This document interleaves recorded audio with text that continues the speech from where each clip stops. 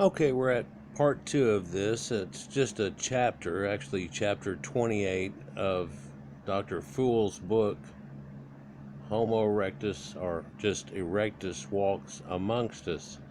Came out in 2007. If you haven't seen part 1, at the end of this one I'll have it in the top left-hand corner, so you can just go to the last couple of minutes of this, or really 30 seconds.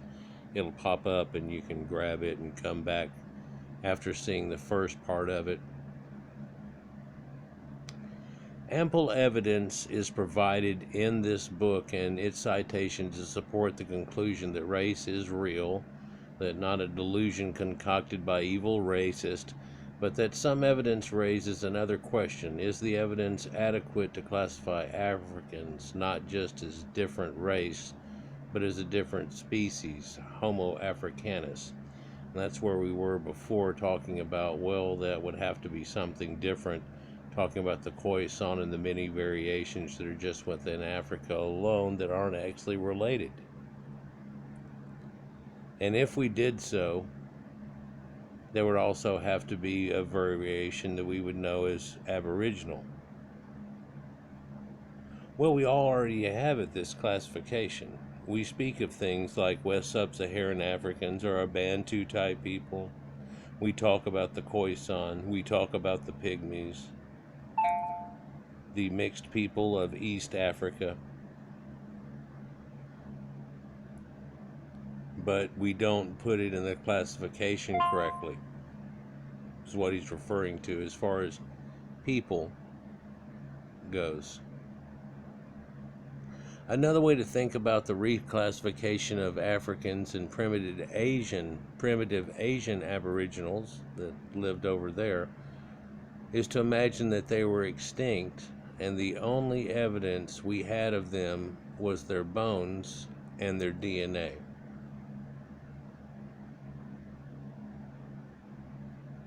So everybody's all dead now. And then we came and checked it out, and we saw how recently they looked and DNA was, and then what happened in the change, and then what they are now. So then, comparing the differences between them and modern living Eurasians, would their classification as separate species be justified? Wish they'd quit dinging.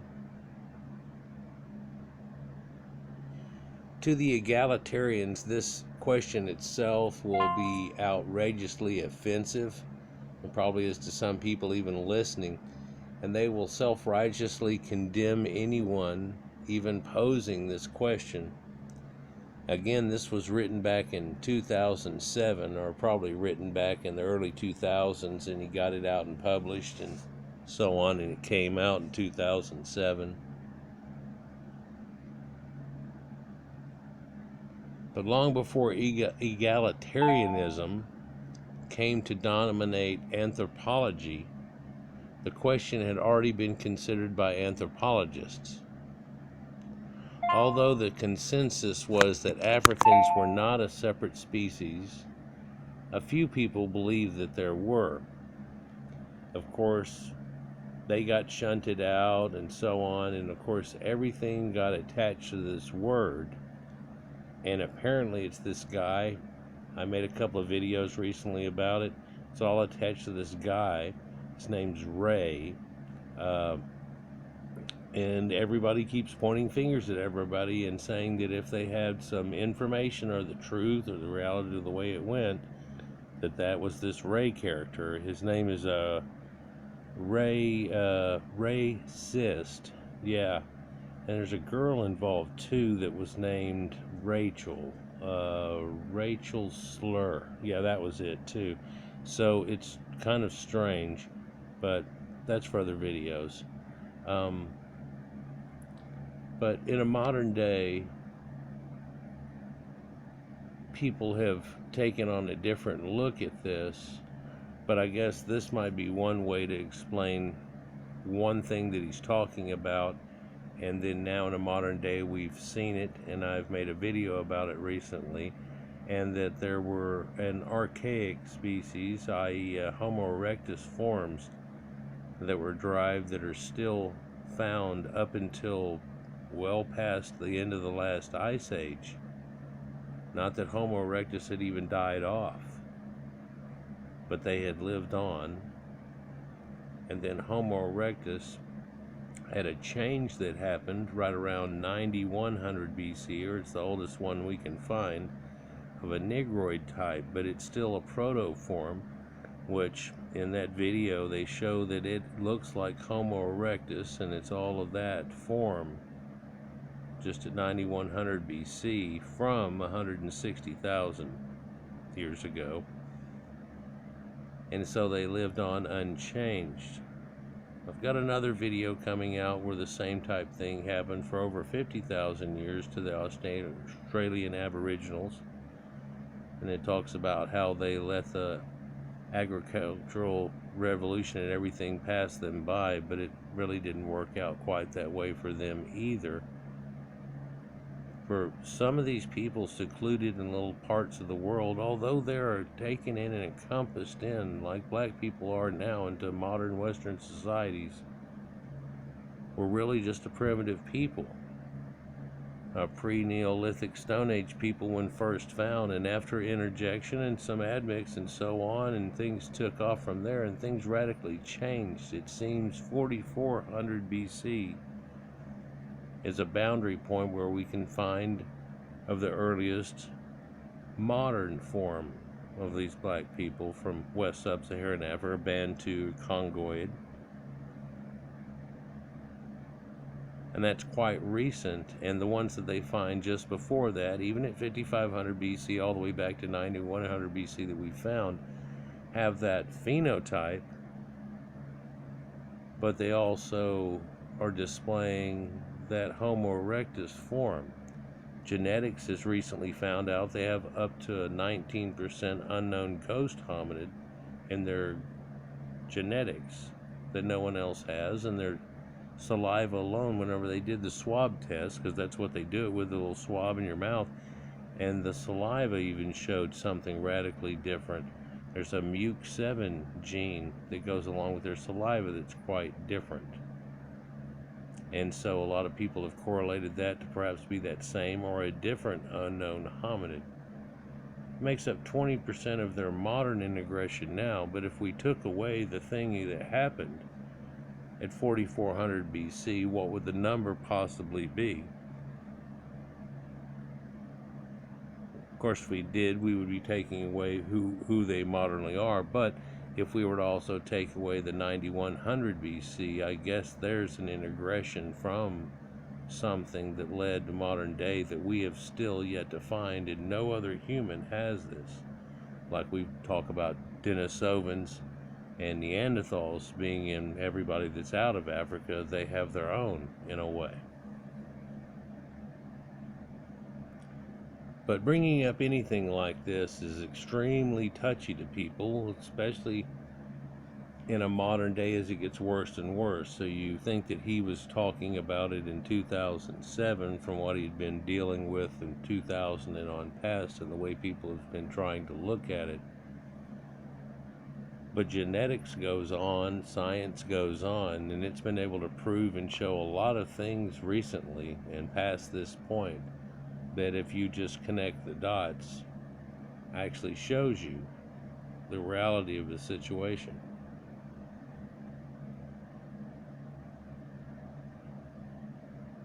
Until recently, species were classified based on their morphology, i.e. their form and appearance. This was not always accurate, since populations that are not closely related can undergo parallel evolution. It's called convergence. That is, they can be unrelated on even the phylum level and yet still kind of look somewhat similar, as for example a bird and a bat, which people used to think were the same thing for a while, and an insect, or different types of insects with wings and all things, could be something radically different, even though they have almost the same appearance or the same weird markings, or something like a shark and a dolphin, which if you saw a fin cutting a water and so on, it's real scary sometimes if you see them, and you especially see them out around surfers and things like that, until you realize, oh, well, a shark has a tail that sticks up to it, dolphins go sideways. It's like whales. And so that's one way of telling them. It's also a way of knowing that killer whale is in that family. That's where they get that from. But also the name should actually be whale killer instead of killer whale. But hey, you know, when you wrote things in books, and you use binomial nomenclature, you generally put the secondary comma first. This from that, and if you did that with a speech, it'd throw you off. So in classifying humans using morphology, were the taxonomists really objective and unbiased, and did they apply the same standards to humans that they applied when classifying other species? Well, not exactly. The differences in morphology, cranial and facial features between human races are typically around 10 times the corresponding differences between the sexes within a given race. Let that sink in. Larger even than the comparable differences taxonomists use to distinguish the two chimpanzee species from each other, bonobos. To the best of our knowledge, human racial differences exceed those for any other non-domesticated species. One must look at the breeds of dogs to find a comparable degree within species differences in morphology. It's a lot to take in there. Let's unpack that just a hair. The difference between a man and a woman is called sexual dimorphism.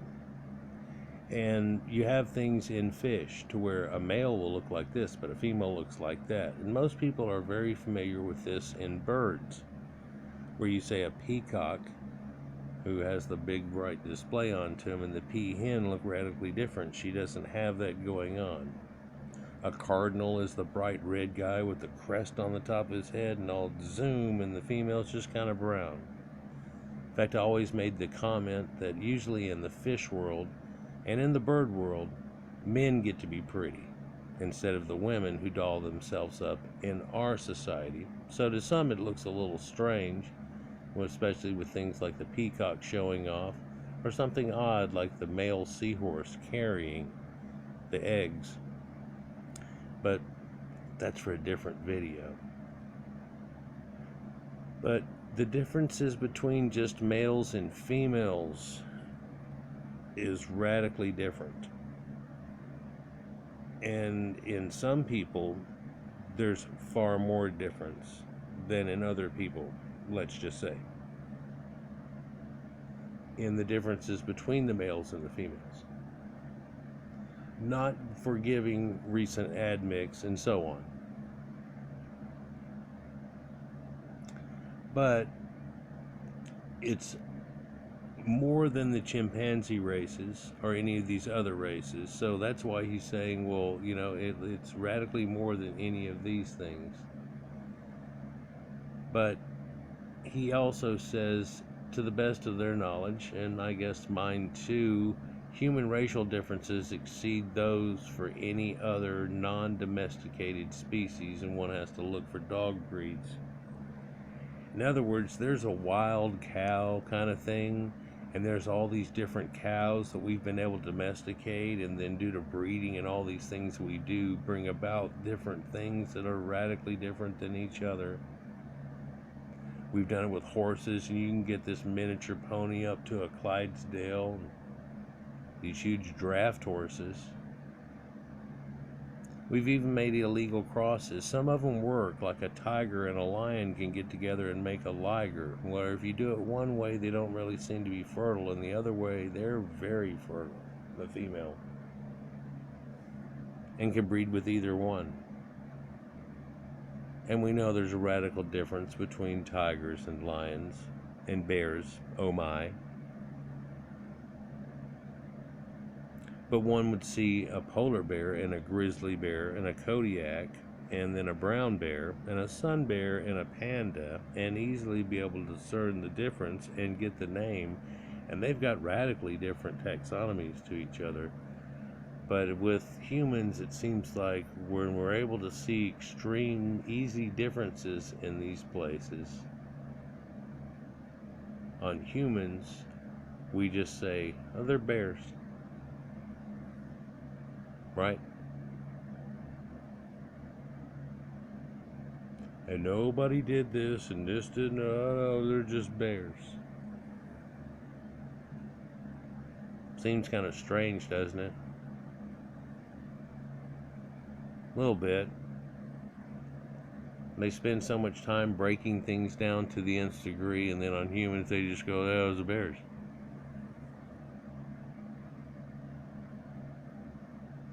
We no longer need to rely on morphology, though. However, to distinguish between different species, DNA can be used to determine the genetic difference between populations.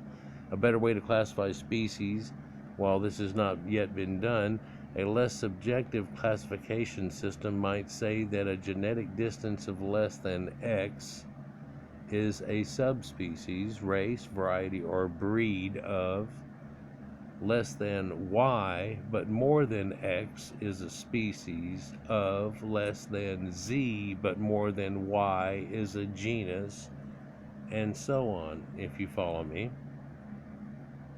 Applying a bit of egalitarianism, let us begin with the proposition that the same standard of classification should be applied to the classification of all living things.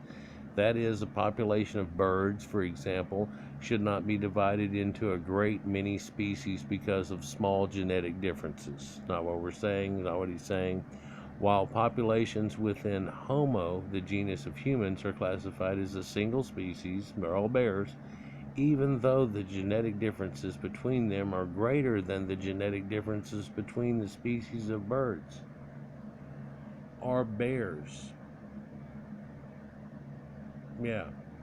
There was one thing that came out and said that the difference between bear species and the difference between us and Neanderthals, they were closer than what we were or something and everything. It doesn't really give a comparison. It's like, well, shoes and car tires gotta taste a little different. You're like, what? Yeah. But funny how we get classified as being almost just birds. If you look into it deep, though, it goes into these ornithopters and birds that have a serrated beak or teeth, actually, and then other ones and so on. Shorebirds are a little different there. But that can vary all the way from seagulls and things to pelicans and so on. So there are huge variations there, and we have a name for every damn variation on a theme that there is for it. But then whenever we get over to this one species, other than every fish, every plant, and every animal on the planet, we seem to want to be banal. And it's because we're involved in it, isn't it? And everybody's involved in it, and feelings are involved in it.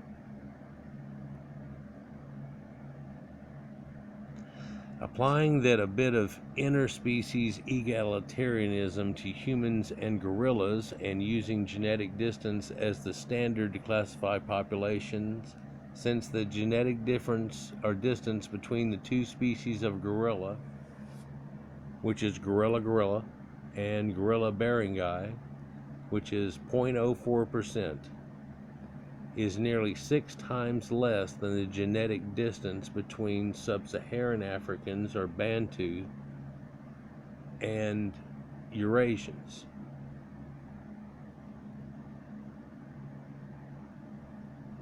I'll repeat that again, I almost lost my line here. So the two kinds of gorillas are 0.4% difference, 0.04%.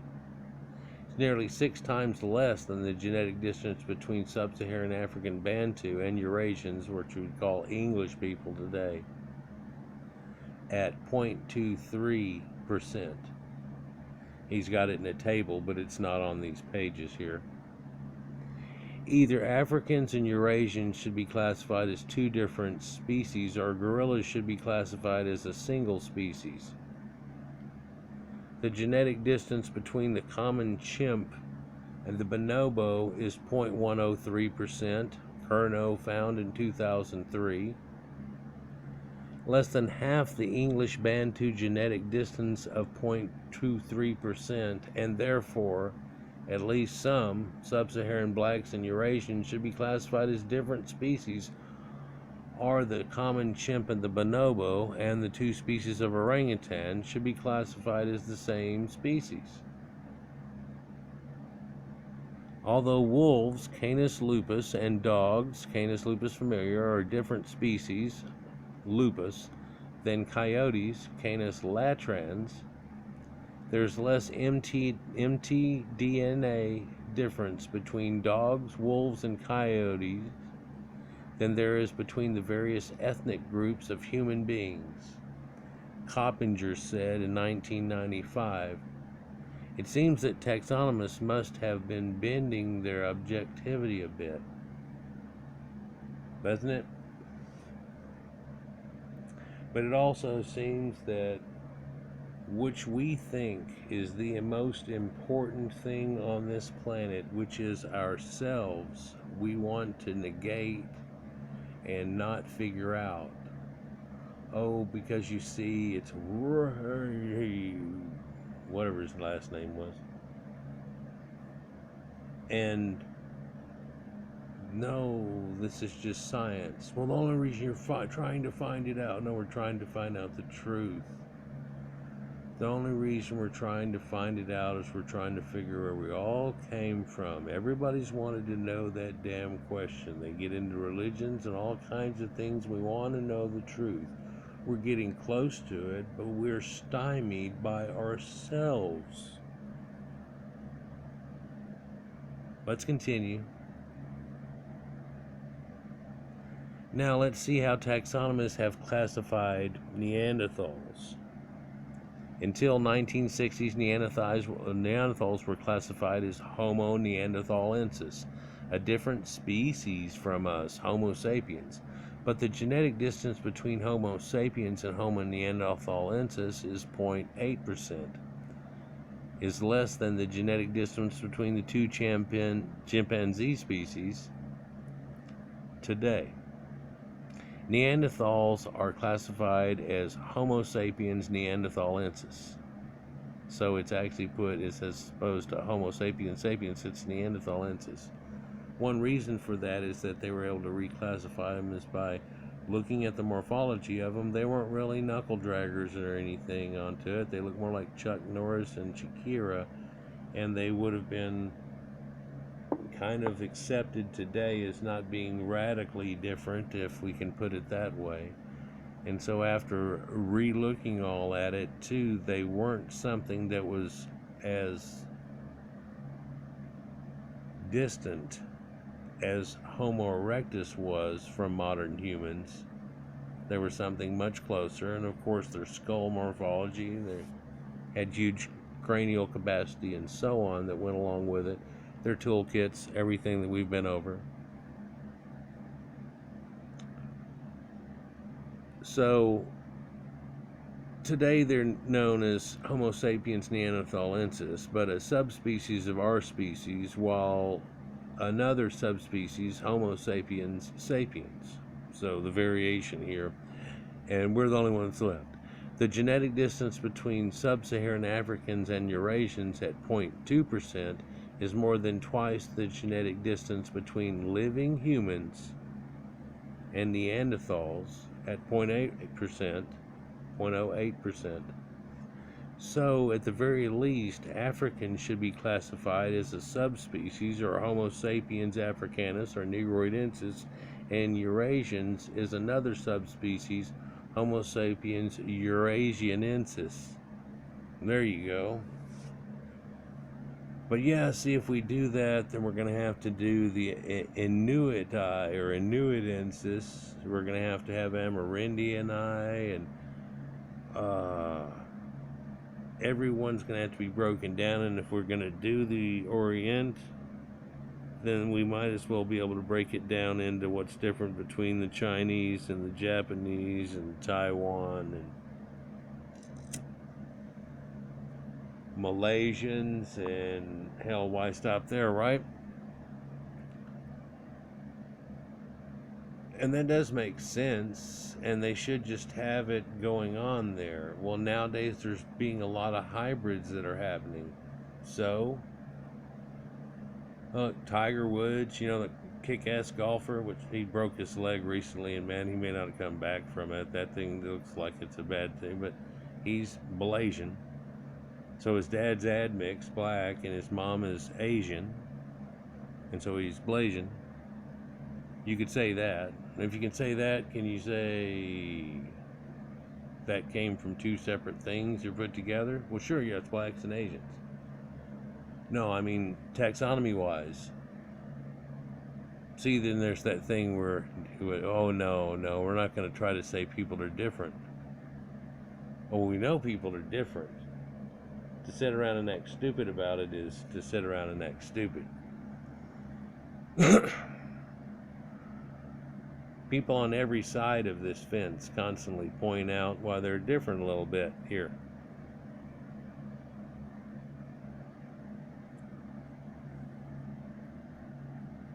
So, finally, the genetic distance between Homo sapiens and Homo erectus is estimated at 0.170.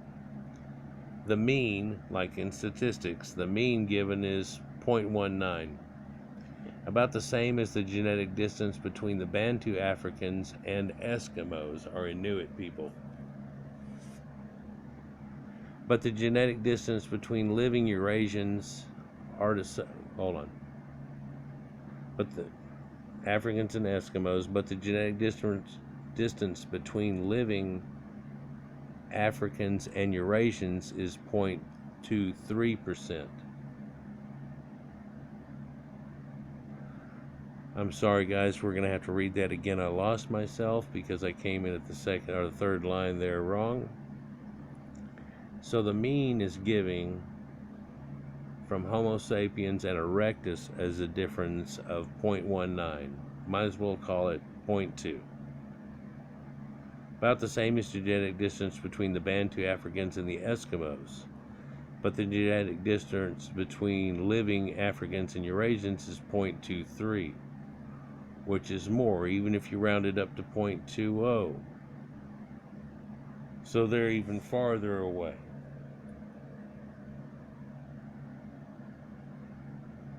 So is there a difference there? Going back to the very start of what I talked about, Egyptologist 7 and I talked for quite some time, kind of went over a video, but then got lost. And two of the questions I really wanted to ask her about things that were said didn't really get, but we got the gist of it from talking about it. But there's a graph that's on there, and it shows like Australoids, the Aborigines, are totally on the other spectrum, as far away in humanity as you can get to a Bantu type person. And that would seem odd if you were looking at their phenotype and everything. You got to say, well, those are close, and so are the headhunters of Irian Giant. Well, those two are kinda, but black people are actually not. They actually come from a recent conglomeration of something that is not found in the rest of the world with this ghost hominid admix that they have up to 19% of. So it's a conversion type thing where you're just looking at skin color again. Here I am talking about you're looking at skin color.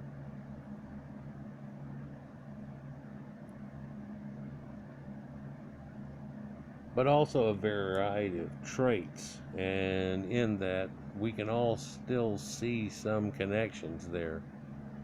But genetically, it's very distant.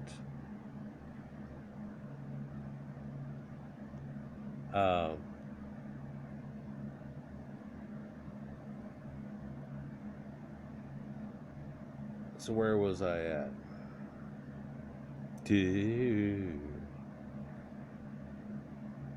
So 0.23% is either at least some sub-Saharan blacks and Eurasians could be classified as different species. Common chimp and bonobo, or two different species of orangutan, should be classified as the same species. Just like you would react in the same way towards wolves, jackals, plants, fish. everything else. So the genetic distance between sub-Saharan Africans and Eurasian is 0.2%, which is more than twice the genetic difference between modern living humans and Neanderthals at 0.08%.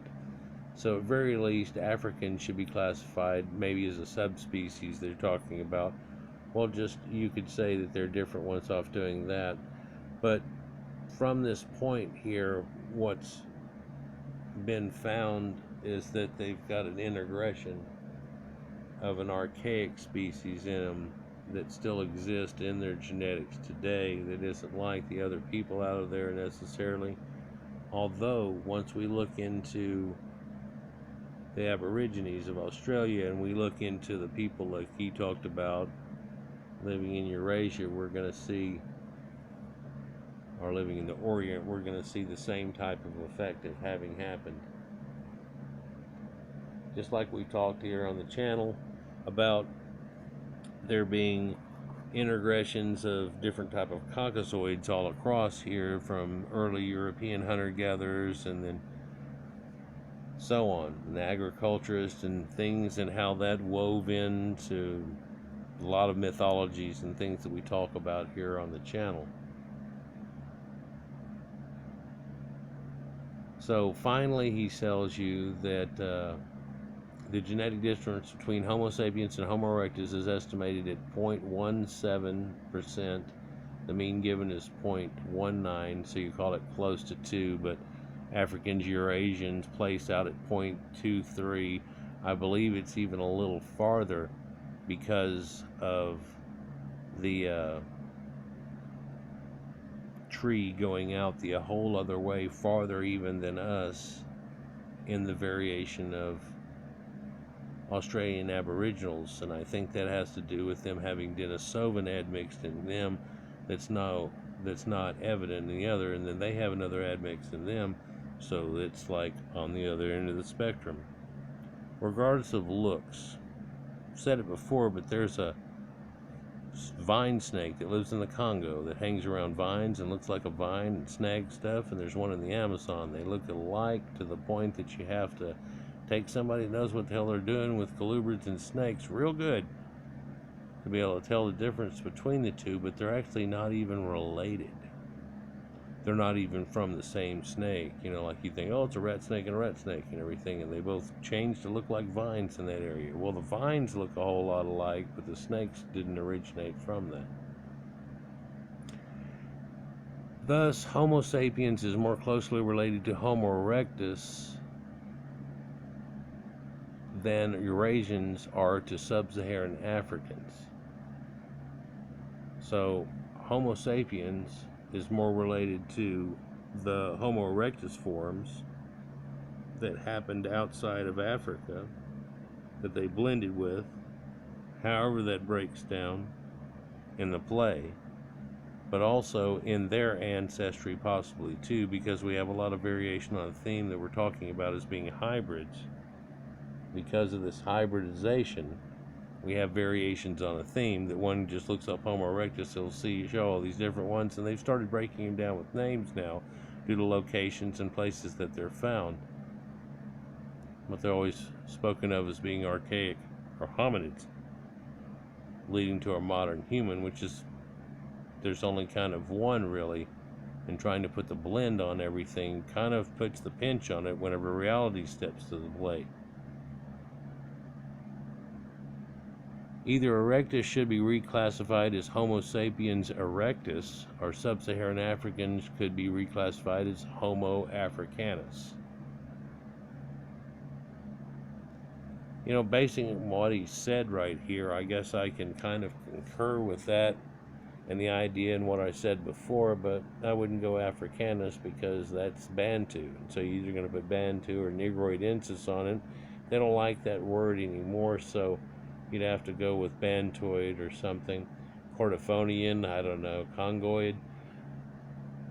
But then you'd have to reclassify every single one and try to get a different variation on it. And I think genetics is probably in a long, slow, lurching way headed towards this exact thing.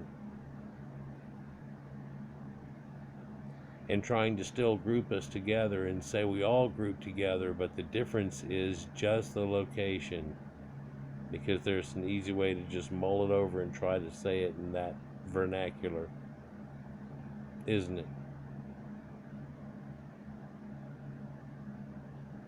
As we breed together and get things to looking a whole lot more Caucasoid as people breed into it and things, you're going to see that this term over the next decades and hundreds of years is going to try to be diminished away to where it doesn't happen anymore.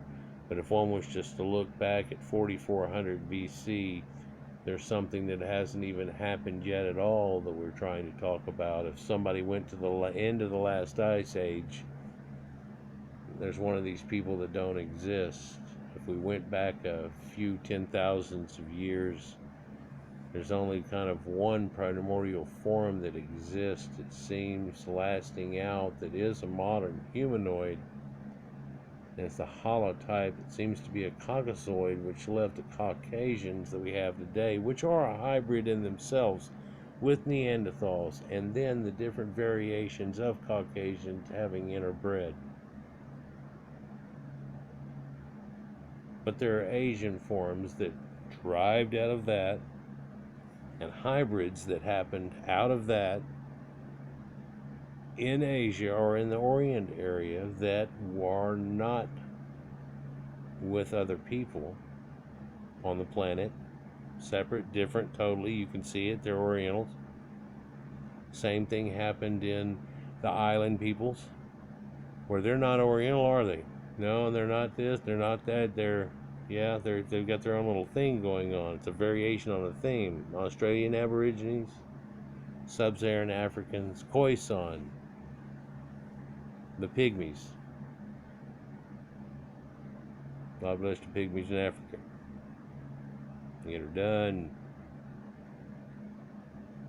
Let me know what you think down in the comments.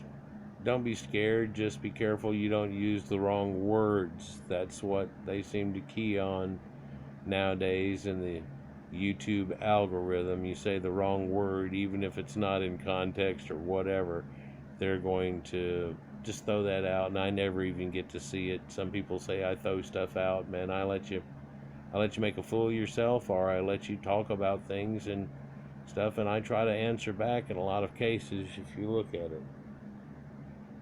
Like, share, and subscribe while we still can here. But it seems like what we're finding out is that stuff that's been accruing for the last 60, 80 years at least of knowledge, and then genetics stepping up to the plates, takes and confirms things that people have been saying for 80 years, and all of a sudden, doesn't it seem strange the way that humans are classified as the way that we would look at about it, as if they were fish or birds, variations of dogs and wolves, or anything else on this planet.